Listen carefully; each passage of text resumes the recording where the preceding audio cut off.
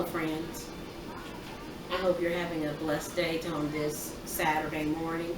We're going to be making some peanut butter banana oat bread.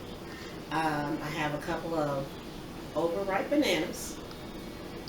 I have 2 eggs. I have some peanut butter, and I'm going to add some oil, vanilla extract, and water.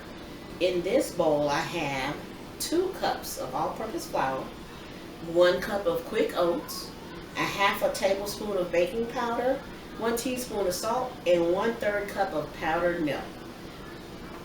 I'm going to give this a quick whisk to mix everything together, and then we're going to start smashing our bananas and add our eggs and peanut butter and oil to our smashed banana. Alright, here are our 2 eggs. Okay. You can see that these are very ripe, so they should be good and sweet. I'm not going to add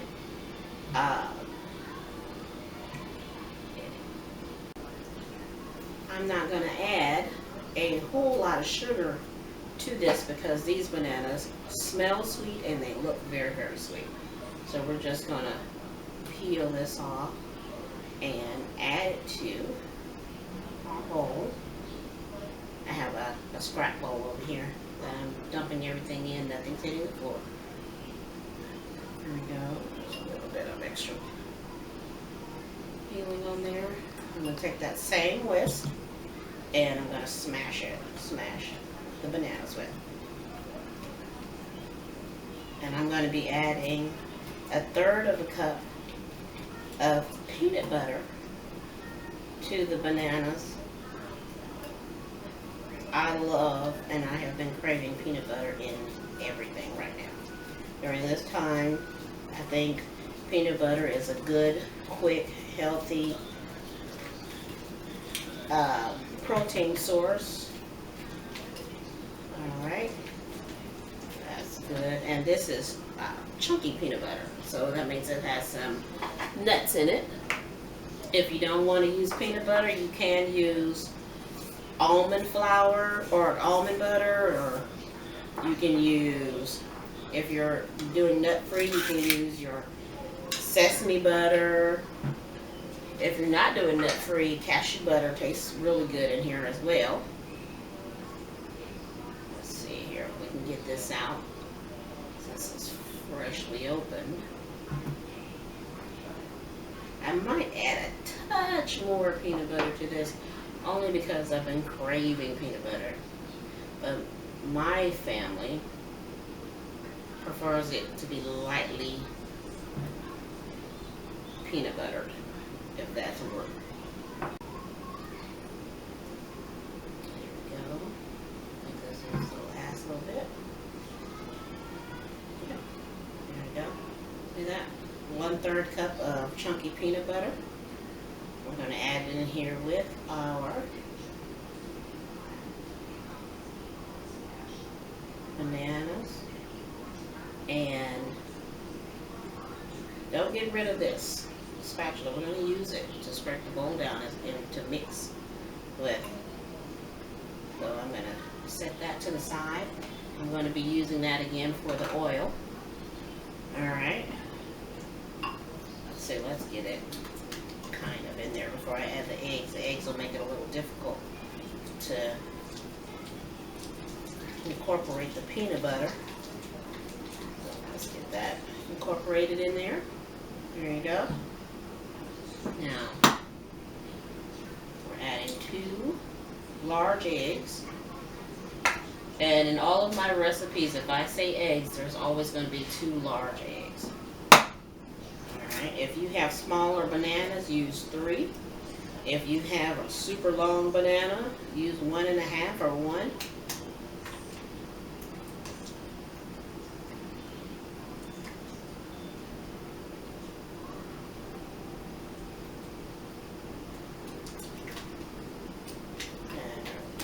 Just getting incorporated.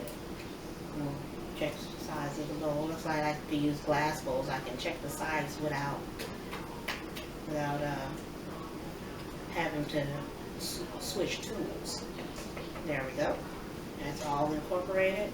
Now we're going to add our teaspoon of vanilla extract, and this was a gift from a very dear friend who went on a cruise to Mexico, and she brought me back a large thing of Los Cardenales vanilla, and it's been wonderful. I love it. Let's see, there's 1 teaspoon of vanilla extract in there. Close that back up.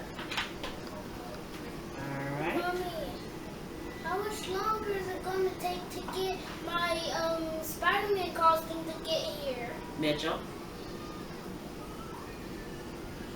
Alright, now we're going to mix that in.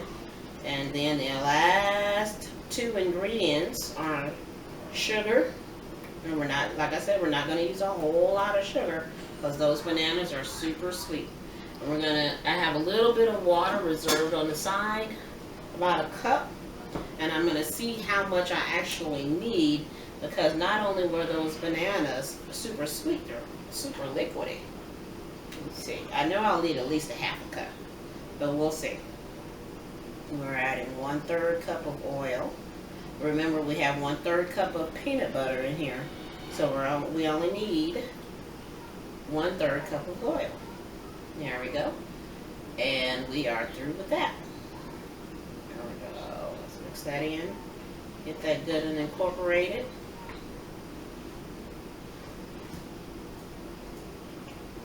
And again, I am on top of my deep freezer because of my height. It makes it a little difficult to do a lot of things in my kitchen. And my husband and my daughter are both very much taller than me, so there's no sense in trying to make my kitchen fit me when they use it too. Alright, now, last ingredient, we're going to use 1/4 of a cup of sugar, and this is raw sugar. It hasn't been bleached. You don't have to use raw sugar. Use what you have in your house. As my favorite YouTuber, Stephanie from Views on the Road, always says, make it comfortable for your home. So I'm going to add 1/4 of a cup of sugar to my peanut butter and eggs and oil and bananas. And get it all mixed in together. And let's see here. We're going to scrape all of this into this bowl right here. And give it a few stirs and see to determine how much water we actually need. Like I said, I have a cup of water on the side, but when I make banana bread, I like my bread dough to be just a little bit stiff, just a little bit, not a lot. You can see this is going to be too stiff. It's going to be more like bread dough than banana bread dough. So we want it more cakey and less bready. And here I have a cup of water. I'm just going to add a 1/2 cup to it and see how that does for us.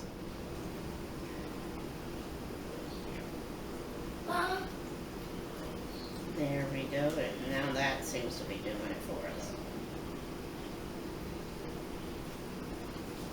Here we go.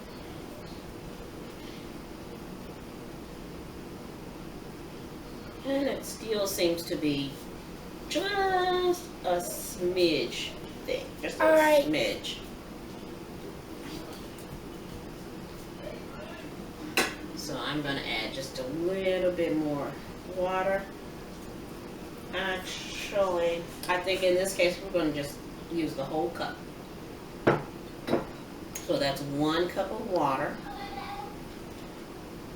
And remember, If you don't have powdered milk, use milk. Use 1 cup of milk instead of adding powdered milk. Because milk is a precious commodity around here, I buy milk and I use it for the children, and then I use the powdered milk for the baking. The same goes for butter. Butter is very precious during this time and age. This is April 11th, the day before Easter 2020, and we are in the middle of lockdown for COVID-19. So if you're watching this in the future, instead of oil, you can use butter. Melt your butter. Or if you don't use butter, you can use coconut oil. If you're going vegetarian, instead of eggs, you can use a flax egg to make it vegetarian. There we go. Now this should make a couple of dozen of muffins, or 2 loaves. I'm going to be making muffins, so I'm going to need a greased muffin pan, which I have right here, and I'm going to make sure that they're all level. Now this should, like I said, this will make a couple of dozen, and this muffin pan is only 1 dozen, so I'll have enough batter, and I can always take the batter and refrigerate it and make some more muffins on another day, or take it and freeze the batter and make some muffins. There we go. Later on.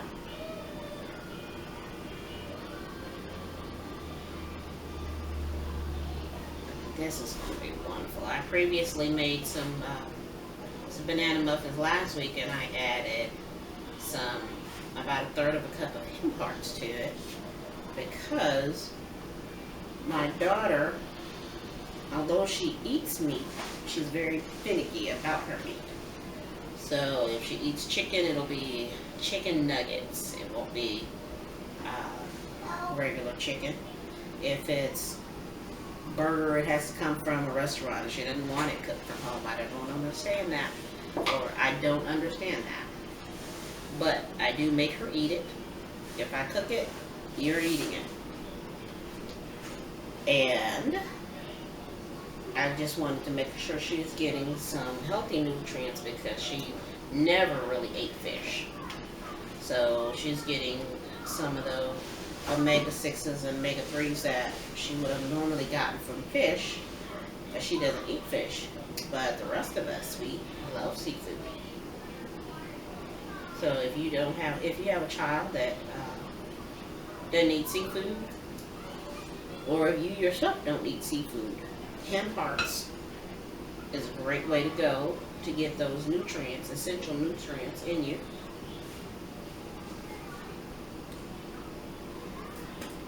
And those muffins that I made the other day, they're all gone. So she got her essential nutrients in it, and she ate most of that dozen.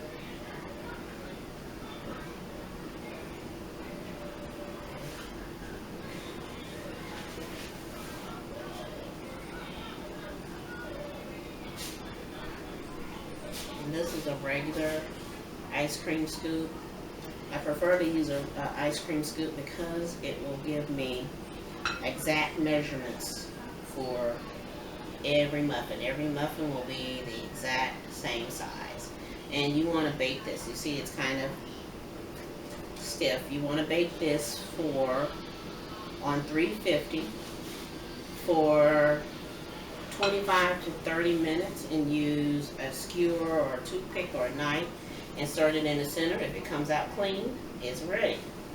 If it doesn't come out clean, let it bake a few more minutes, because your oven may be different from my oven. It may run warmer, it may run cooler. So you need to check it at the 25-minute mark to see how it's doing. And if it needs more time, let it go. If it doesn't, take it out. And actually, this is not going to make a couple of dozen. This must be my larger ice cream scoop. I have 3. And I use 1 to make giant cookies. This one is rather newer to me. It was from a funeral home, to be honest. All right. There we go. This has been greased and it is ready to go in the oven. Like I said, it's going to bake in the oven for 25 to 30 minutes. And I will let you know how they look when they come out.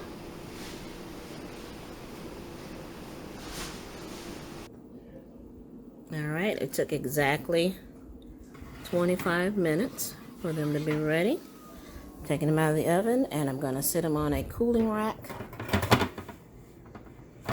to cool before we dig in. I'll show you what they look like in a little bit. Alright friends, we're back with our peanut butter banana muffins, and my daughter Sydney here is going to taste one for you.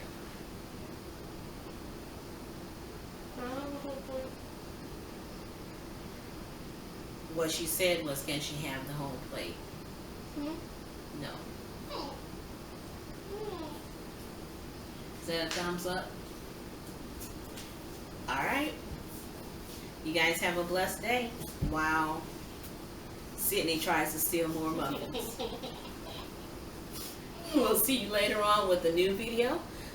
My next video will be Hawaiian bread. Check back later to see what we do and how we take some shortcuts to make it easier for you.